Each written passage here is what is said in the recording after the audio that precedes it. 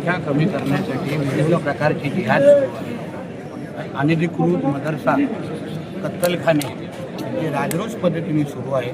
सर्वात मोठा मदरसा हा नोमानी नावाचा हा जिहादी इथे चालवतो. सगळ्या गोष्टीवर हिंदू संमेलन म्हणून एकत्र येऊन त्याच्याबद्दल चर्चा करणं, विचार करणं आणि राष्ट्रीय स्वयंसेवक संघाचा 100 वर्षाचा इतिहास सांगणं या सगळ्यासाठी आज हिंदू संमेलन आयोजित केलं. सर, पोलिसांवर बिर्याणी खायला जाऊ नका असं आपण म्हणालेलं आहात, तर नेमकं काय?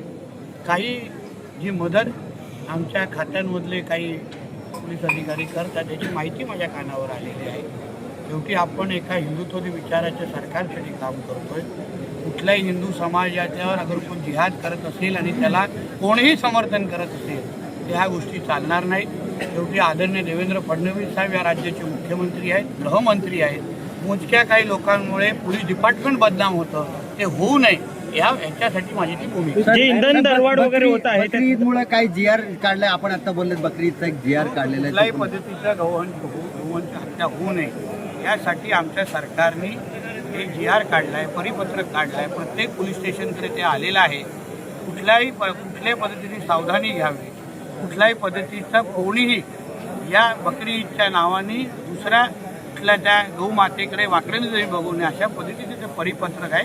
त्याची अंमलबजावणी 100% व्हावी. बिर्याणी खाणाऱ्या पोलीस अधिकाऱ्यांच्या काही तक्रारी झाल्या, त्यांच्यावर काही कारवाई होईल का? दिसेल ना. नितेशजी, या वर्षभरामध्ये पलीकडे कृतीतून दिसणार. नितेशजी, या वर्षभरामध्ये 7 ते 8 मुलींवर अत्याचार झाले मुस्लिम मुलांकडून, परंतु त्यानंतर कारवाई पुढे होतच नाही.